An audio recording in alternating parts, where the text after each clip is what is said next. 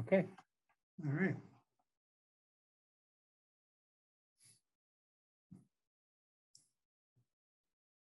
Kantola and Colin Kelly. Colin is the Dean of Applied Trades Dean of Apprenticeship Trades and School of Engineering, and John is the Associate Dean of that same school, and we work together here at Confederation College, and they're going to just talk to us about their role in industry and the post-secondary programs that we have here.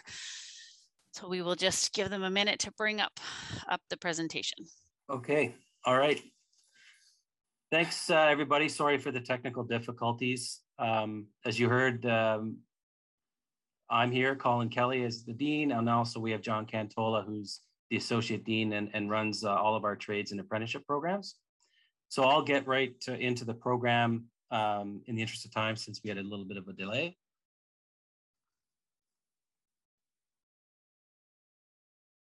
Just to introduce the college, some interesting stats that folks might not be aware of who are familiar with the region.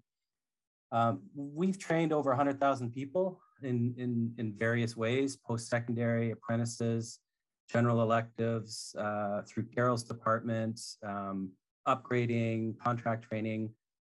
We've got a lot of reach into the region. We've trained over 100,000 people in some capacity, which basically represents 1 out of every 2 people in Northwestern Ontario, which, you know, we define as essentially, you know, White River to the Manitoba border, and from the US border up to James Bay. Currently, we have about 700 full-time students that self-identify as an Indigenous, which is the highest number in the province. And those are just the students who've chosen to self-identify. We think the number is much higher than 700. We've got over 7,000 total students in all our programs in all aspects. That's much more than just post-secondary. And 2/3 of those students are from our region. Every year, we contribute about $700 million to the region's gross domestic product, or almost 7% per year. And as you can see, we have almost 1,000 full and part-time employees. So to give either, you know, students that might be in the room, employers that might be in the room, not sure if we have any sort of parents and guidance counselor types, but the value proposition, why would you want to attend a Confederation College program? And so I've sort of laid out the 4 priorities as I see them. You're going to save money. You're going to earn money sooner. You're getting a high quality education and a jump start on a career.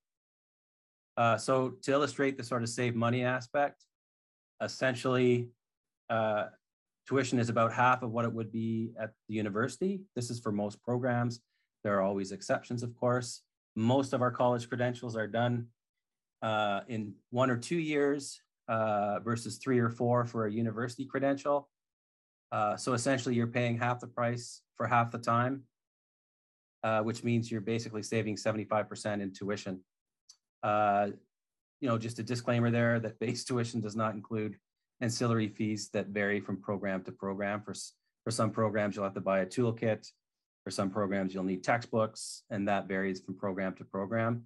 This data is from the publication on the bottom there, the Future of Ontario's Workers 2020. This is not data that I pulled together, it's third-party information. Earn money sooner, as I mentioned, on average, you know, assuming most university programs are 3 to 4 years, most college programs are 1 to 2, you're gonna start earning a salary 2 years earlier. And the compounding impact of this early start over time can be significant. Graduates in our trades and technology programs basically have 100% employment. If you want to work, you're going to work. We actually have employers that come in and recruit our students just before they graduate. So they've essentially got a job offer before they get their credential. And when they graduate, they go right to work. Nowadays, we're working in sectors with high hourly wages, opportunity for supplemental income. So if you want to work overtime and make extra money, you're in all likelihood going to have that opportunity to do so. And especially now, more than ever, opportunity for advancement. If you look at any predictions about the workforce needs in the region, in Ontario, in Canada, and across the world, essentially, the demand for skilled trades and technology graduates has never been higher. You combine that with the attrition and retirement that we're seeing in the sectors, and there's never been a better time to start a career, to be honest. And a large number of our students start their own businesses, especially on the trade side. They might work for somebody for a couple of years, obviously, but a lot of them eventually start their own business. And that's definitely an option on the trade side. Anything you want to add, John? No, that's good. Okay. The quality education. Typically, we're going to have the college system in Ontario has smaller class sizes, especially on the lab and shop size. For example, most of our programs, in fact, I can guarantee that we don't have any labs that have more than 18 students. A lot of them are a lot less. So that's an opportunity for a lot of hands-on learning.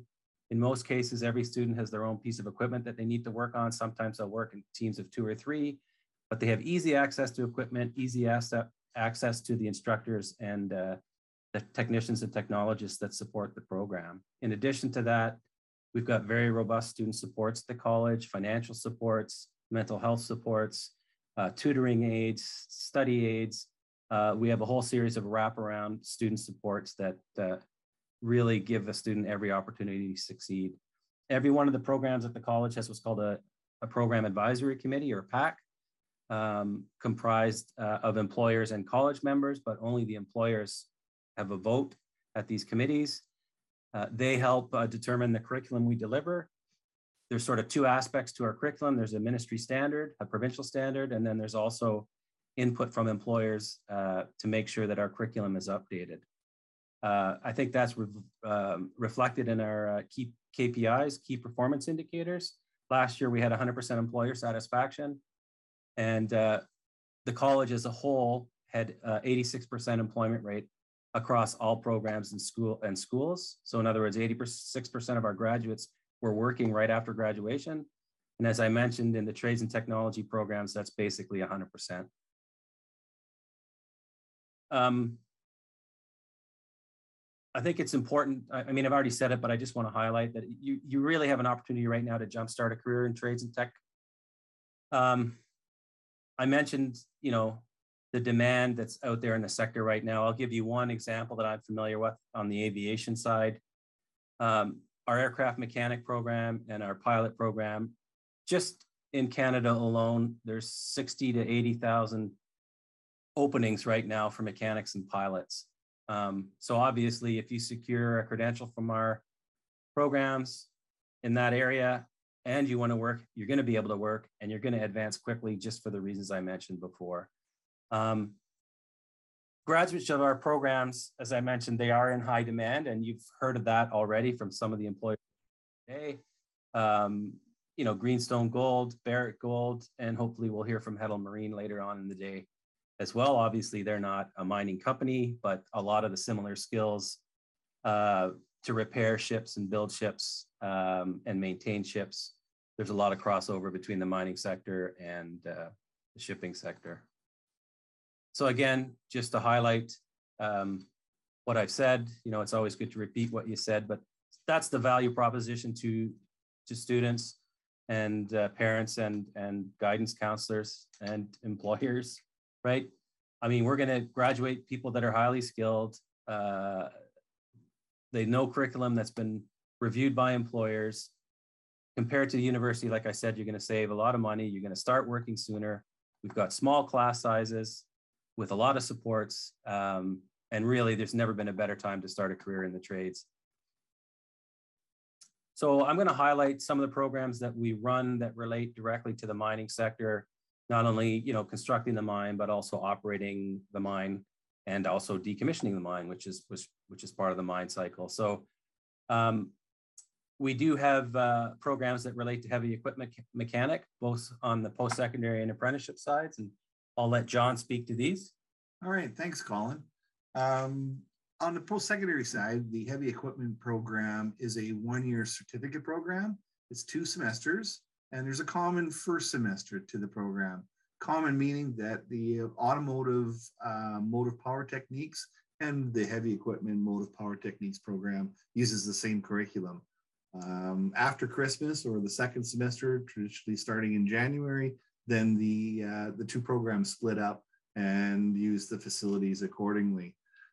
As you can see in the bullet below, the heavy equipment motive power program is really a good feeder. We've got lots of students and folks that have gone from our program and started apprenticeships in both the commercial vehicle, truck and coach, and then on the heavy equipment side. Another highlighted program that we wanted to talk to you about today is the Millwright Mechanical Engineering Program. It's within the last few years that we really did an overhaul on our mechanical program. And we started off with adjusting the curriculum and starting off with just the one-year techniques program. Brand new off the shelf. We, as Colin said earlier, we got feedback from our program advisory committee and asked them what are the skill sets that are needed in industry today to make the program current. So we built that. We had great success launching it. And from there, we then added the second year program, the second year to the program. That allows the students to graduate with an Ontario diploma, and it's called a Mechanical Engineering Technician. And again, a lot of feedback from advisory folks in the community, and students from that program have pathways into really good positions, both in Thunder Bay and in the region. More recently, we added a third year to the program, and this allows students to continue on if they wish to get an advanced diploma credential. And really this year, this third year allows for a bridging to the university levels. And so there's a few courses in addition to the third year that students would have to take, but they would be granted into the third year of the mechanical engineering program at Lakehead University. So it's a great pathway that way. What's unique about these 3 years, though, as we designed each year, we embedded the millwright standards for a industrial millwright apprenticeship. What that means is that a student graduating out of year one would have the level 1 in-school training for millwright. If a student graduates out of 2 years, the technician program, all 3 levels of their in-school training for a millwright has been covered. So that allows a person to start an apprenticeship with an employer, get their hours under their belt, and they technically do not have to come back to any in-school training at Confederation College. Thanks, John. That is a fairly unique aspect of a program at a college, not only to have apprenticeship levels embedded in it, but also a way to articulate into university level programs if that's what you want to do. In addition to the sort of the skilled trades cluster that we mentioned, we also offer training in what we call the EEI cluster, electronics, electrical, and instrumentation.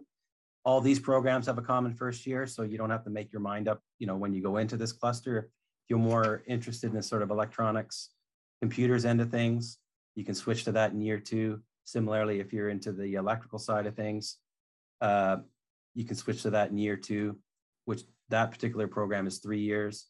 And the instrumentation technician program, again, common first year.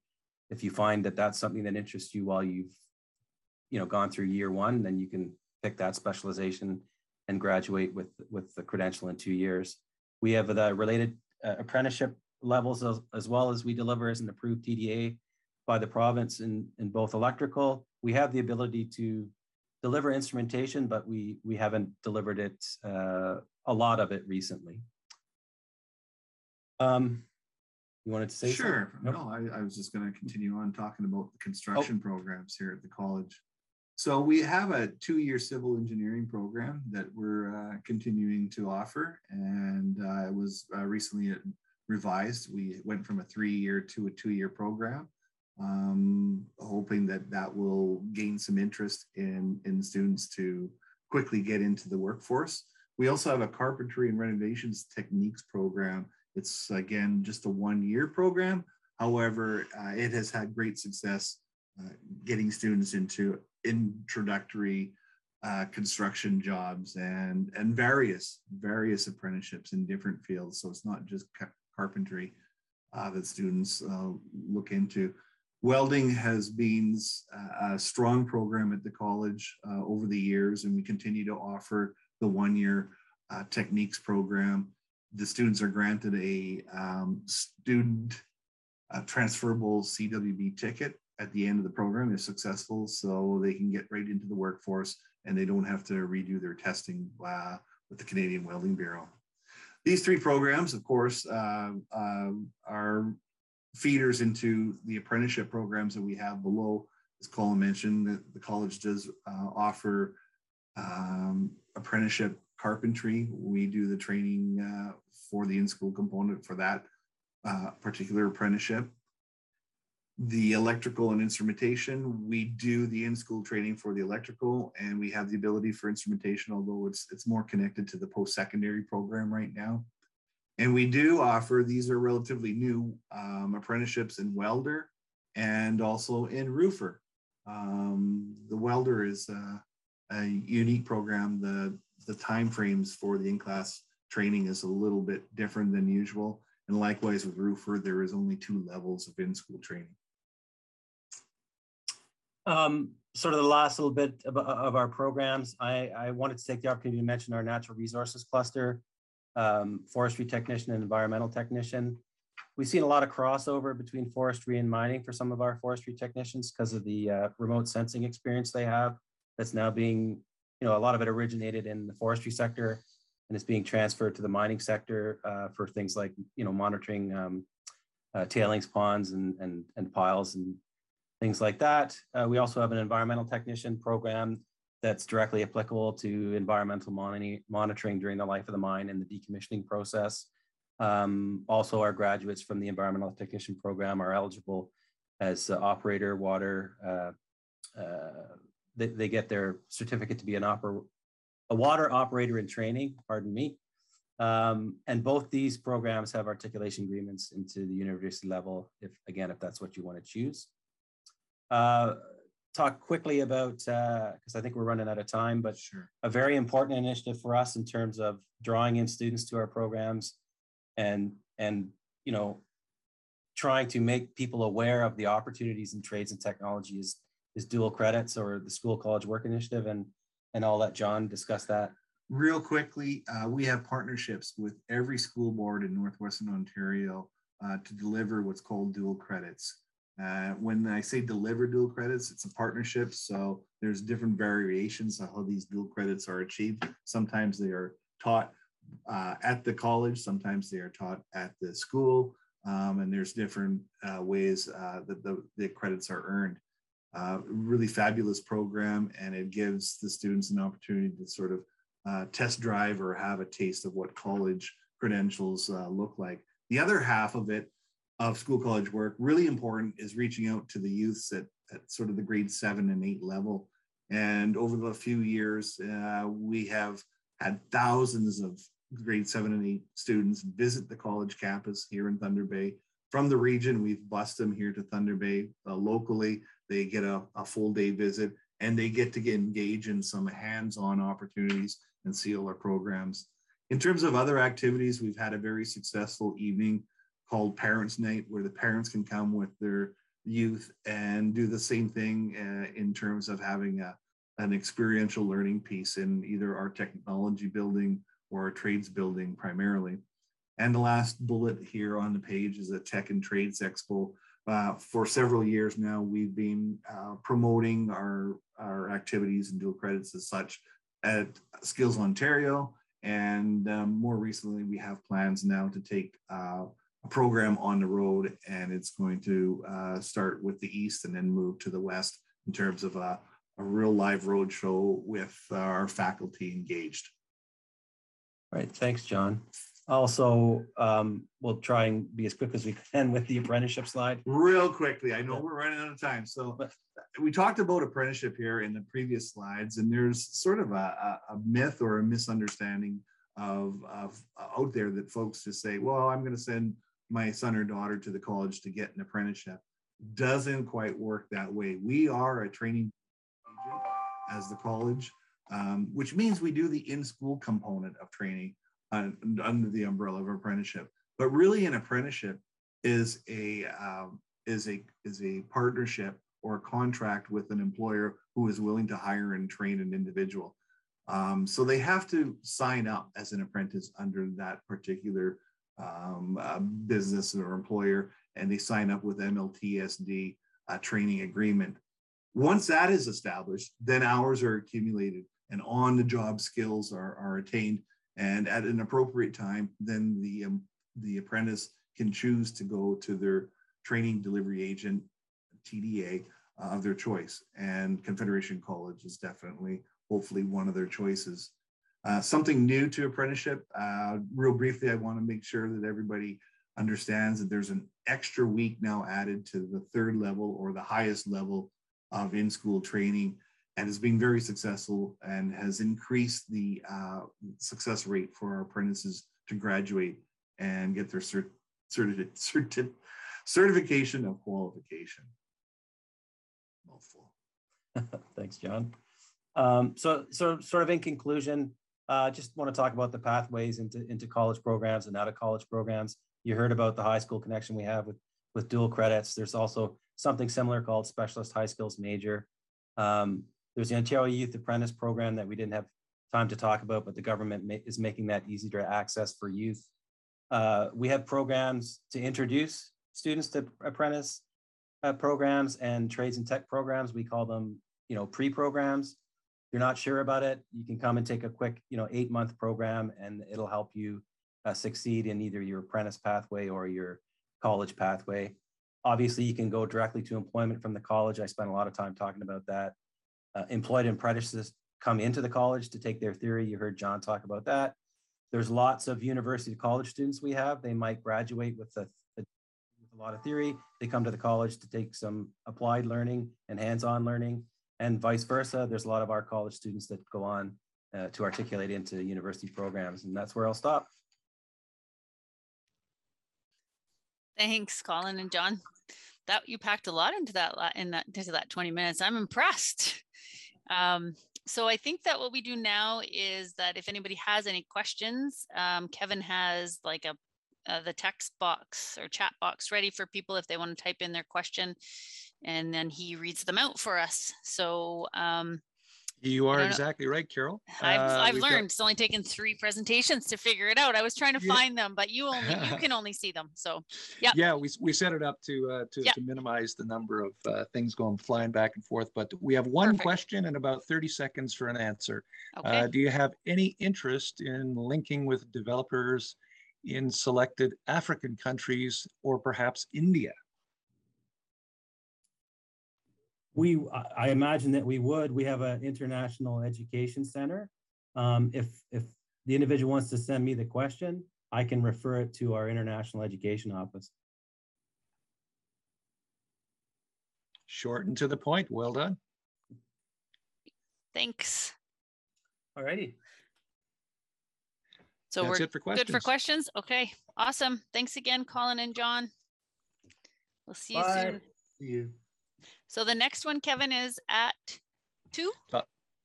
The top of the hour, yes. All right. I'll see you there. Thanks. Bye-bye.